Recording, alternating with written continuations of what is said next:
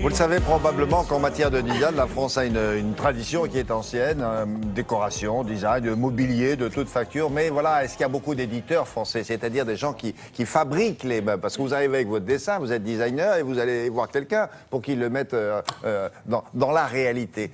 Et bien là, cocorico. Cocorico. C'est vrai que les éditeurs, vous avez raison, William, ils sont plutôt italiens. Et alors, oui. évidemment, on a des grands noms en France. Et moi, j'aime bien regarder ce qui se lance. Et là, petite maison d'édition, paf, qui voit le jour, qui est française et qui va vraiment dans la tradition de nos arts décoratifs. C'est-à-dire que ce sont de très beaux matériaux, un pool de créateurs évidemment à la pointe, et puis une idée de... C'est pas ensemblier, c'est-à-dire que ce sont des pièces, comme des pièces de collection, des pièces qu'on pourrait s'approprier, acheter dans une galerie.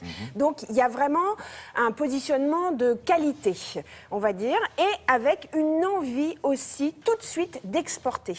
Parce que dans l'idée de Jérôme Aumont qui a créé cette maison d'édition, il s'est dit on est très bon à l'exportation. Et c'est quoi? C'est le marché américain notamment. Là, Ils ont un pool de designers? Ils ont un pool de designers. Chez eux? Pas chez eux, non. Ils font appel à des designers, dont Christophe Delcourt, qui aime bien justement ce travail autour de la matière. Alors, j'ai rencontré Jérôme Aumont, le créateur de la maison d'édition, et Christophe Delcourt, le créateur tout court.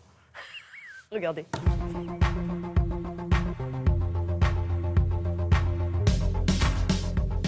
Le projet de maison d'édition a vu le jour lorsque j'étais encore dans la presse. J'étais rédacteur en chef d'un magazine de décoration et j'avais envie de passer de l'autre côté du miroir.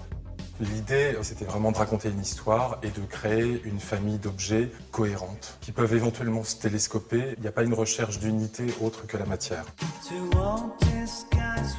Il avait en tête et l'envie d'avoir des objets dits de nécessité, c'est-à-dire des objets qui aient un petit peu des doubles fonctions, des fonctions à tiroir, des fonctions mystérieuses. Donc, c'est-à-dire qu'il voulait des objets un peu transversaux dans la maison. J'avais envie de mettre en avant des savoir-faire et des écritures qui sont peut-être plus spécifiquement françaises, dans la mesure où elles ont un héritage des arts décoratifs. Donc après, il faut faire confiance à ces designers, et c'est le cas, c'est-à-dire que vraiment, ils ont carte blanche. C'est vrai que le designer est plutôt un loup solitaire. On a notre propre univers, il y a une liberté, c'est-à-dire qu'on doit trouver notre écriture. Ce qui m'intéresse, c'est vraiment la matière, la forme, la fonction. Ce sont des choses très simples, très évidentes. On aurait vraiment demandé de travailler sur une palette de matières dites nobles, enfin, plus exactement de matières qui se patinent. Donc c'est le cuir, le laiton, le marbre, le bois, bien sûr. Et ensuite, c'était de travailler sur le geste. Donc c'est vraiment une intention de designer, c'est pas une performance technique, c'était vraiment l'idée d'aller vers une rencontre entre les matières. Donc il y a quand même toujours un défi technique, mais qui est pas une fin en soi.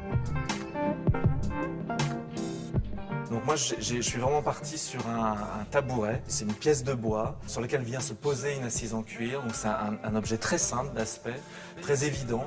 Il fallait qu'il y ait une force très expressive du dessin pour que vraiment on comprenne la fonction, on comprenne la nécessité tout de suite de cet objet. Donc du confort, il y a une forme très galbée, comme ça, très élancée. C'est une pièce de noyer massive, c'est une sculpture, c'est un objet expressif. Pas chercher à être dans un objet ou un meuble qui soit un objet du moment, qui soit à tendance, mais vraiment d'être sur quelque chose qui tienne, avec un dessin intemporel. L'idée vraiment de cette collection, c'était aussi d'avoir ce petit supplément d'âme à chaque fois, d'être sur des pièces assez exclusives, de par leur fabrication, de par leur dessin, et qui viennent vraiment signer un intérieur.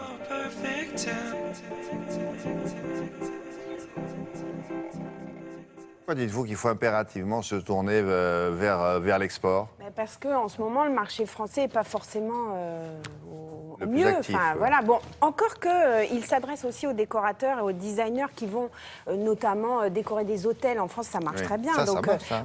Oui, ça marche. Et ils sont aussi sur ce marché-là, mais c'est vrai il l'a créé aussi dans une idée d'exporter, notamment aux USA. Et là, il y est, il part. Ah. Là, maintenant. Non, bisous, il est dans le taxi. Je savais bien que vous connaissiez bien. Merci beaucoup. Dans quelques instants.